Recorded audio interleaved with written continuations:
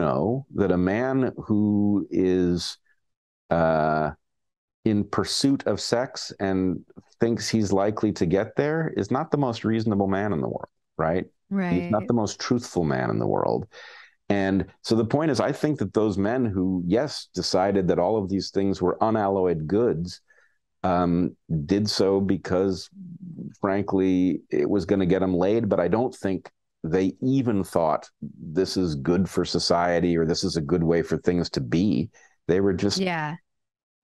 I don't know, I mean, liars. it's technology really that brought us here, and as is the case with so much technology. We're not asking whether or not it's like that quote from Jurassic Park, where it's like instead of asking whether or not they could, they should be asking if they should or whatever that quote. I'm butchering it, but yeah, it's just a technological advance. Everyone gets on board, and then you're like, oh, it's the same thing we're seeing with social media, like, hey, maybe this is destroying democracy all over the world and people are literally losing their minds, but cool gadget in our phone, I guess. I mean, how do you stop progress? Well, it's actually, Progress in quotes, yeah, it's the classic failure of progressivism. And I say this as a progressive, right? A lifelong progressive.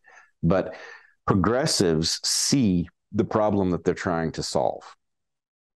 They do not properly appreciate the degree to which every solution comes with unintended consequences. And Right. so, yes, is birth control a good thing? Of course. The fact is, Right. biology handed women a terrible predicament in which their ability to produce babies caused them to not be able to contribute to the most interesting and important parts of human progress, right? That was an Right. unfair trick that biology played on women. Right. Birth control and the ability to choose when to produce offspring gave women the ability to participate in the full range of human endeavor. That's fantastic. But the question is, who thought that we were going to have that level of change of the relationship of the sexes to each other and to work and innovation without it having major downstream consequences? In other words, at the point that you decide you're going to embrace a technology like that, the question should be who whose job is it to monitor all of the consequences that flow from this, figure out which ones are negative, figure out how to minimize those consequences as they emerge, not many decades later when you've got total chaos, right? You should figure them out as they happen. And, basically there should be an adverse events reporting system for major technological changes. And as you say, at the point you have social media or cell phones and democracy starts to, disintegrate Right. around you, you think, holy crap, how can we prevent that from happening? Yeah. I mean, it reminds me of that Thomas Sowell quote. There are no solutions, there are only trade-offs. And I think if you evaluate everything, and it's been so informative to me in my life and every decision, just on a personal level, I'm like, okay, we're not solving things. This isn't a decision. This is a evaluating trade-offs because it's all just trade-offs. And that is where I feel progressivism often fails, is they're looking for a solution without considering any of the trade-offs ever until it's far too late. It's just, I don't exactly know how we kind of pull out, no pun intended, considering our conversation, from the downward spiral that, it feels like is going on around us. And I think of like how innocent you and Evergreen, and that like back in the day, it's just like shit has got, and you were saying like this is coming everywhere, and everyone's like, you're just a crazy old professor. It's only staying on the campuses, and now it's like it's everywhere. Yeah, no, I did turn out to be right, unfortunately for all of us. But those seem like innocent days now. I'm not sure how if there's anything I've learned from growing up in a household of crazy, it's that until everyone decides to pull themselves out of that system and work on themselves and not engage in the crazy, you can't really get better. And everybody's just projecting all their own insecurities and fears into these doom boxes and interacting with each other. And then we have big tech monitoring all of it. I mean, we're already like way past and then not to mention like this battle of the sexes that we have going on, where we've been kind of pitted against one another instead of, I think Chris Williamson and I were talking about this yesterday when he was on my podcast, just how he feels like we need to evolve past this like male, female against one another and see one another as allies again. 100%. I did want to go back to your point about Thomas Sowell. There are no solutions, only trade-offs.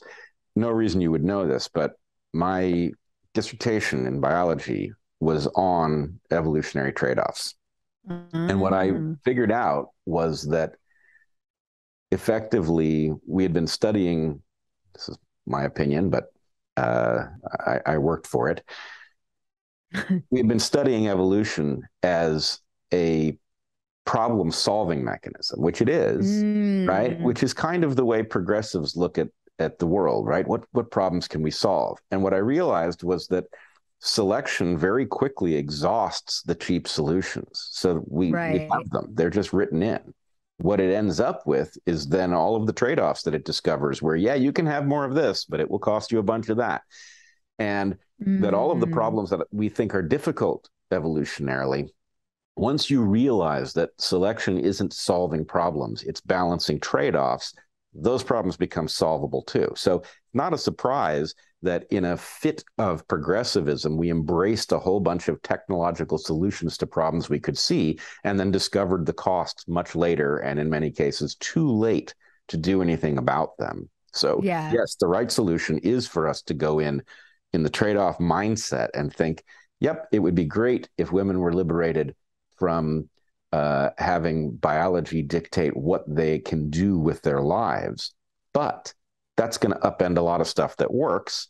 And we have to be mindful of what those disruptions are and figure out how to fix them. So, let's say, 5 decades later, we don't end up with males and females being antagonists, which is exactly what's happened, right? You're absolutely right about that. And the reason it's happened is, again, not that unclear, right?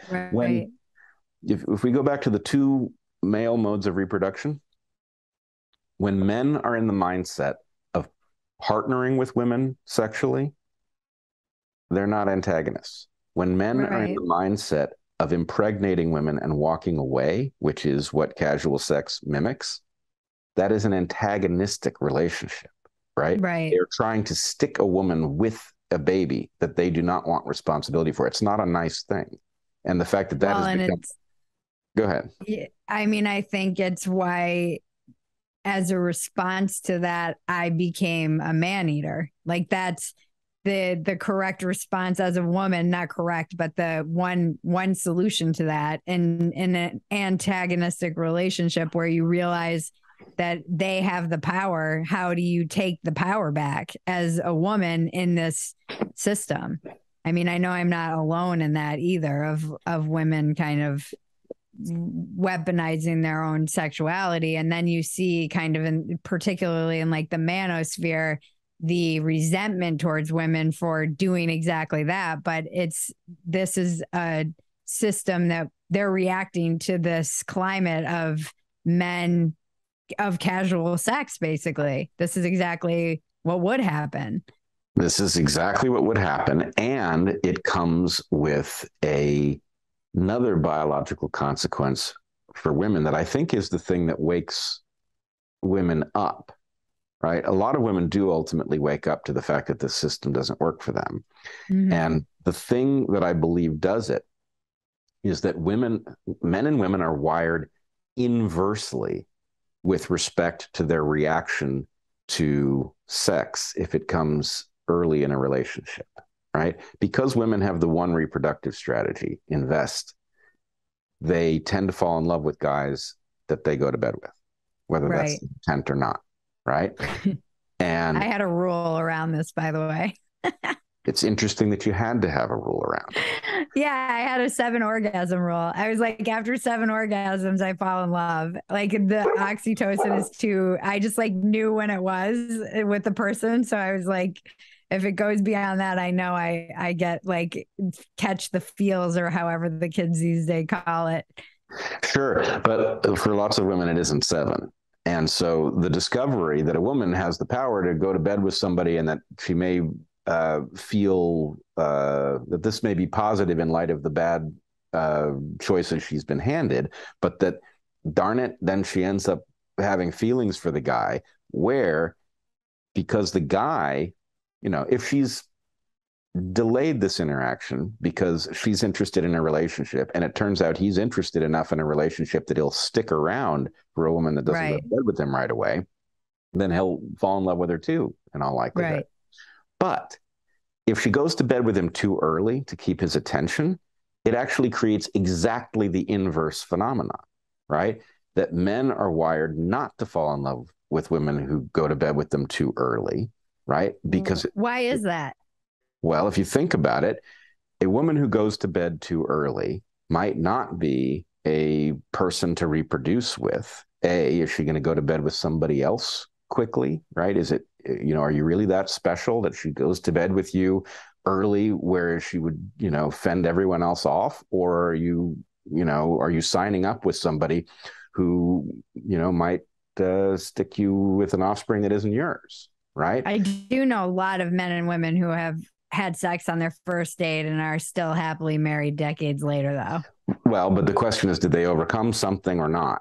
But the other thing, the better answer to your question, Bridget, is that if a man finds that a woman will go to bed with him, remember, we were wired in a pre-birth control environment, right? Yeah. A man who finds that a woman will go to bed with him right away, she's an opportunity to produce offspring that he doesn't have to care for, right? So from the point of view of game theory, his best option is probably to impregnate her and move on and invest in somebody who requires it, right? Then he's got 2 women reproducing on his behalf. So, so anyway, I'm not, of course, defending any of this. I'm just saying biology stuck us with some asymmetries. And if you play the game such that you're not mindful of those asymmetries, you're just going to keep injuring yourself. If you're mindful of these things, you can use them so that everybody wins. Yeah, I was thinking of Louise Perry when you were talking. She's like, if anyone's guilty of being the patriarchy, it's Mother Nature. Well, that's funny. I have said, yeah. I have said similar things, and I've also said that the patriarchy is something that men are very unlikely to have gotten around to inventing. It's too much work, Yeah, it seems like a lot of work. It's a lot of work.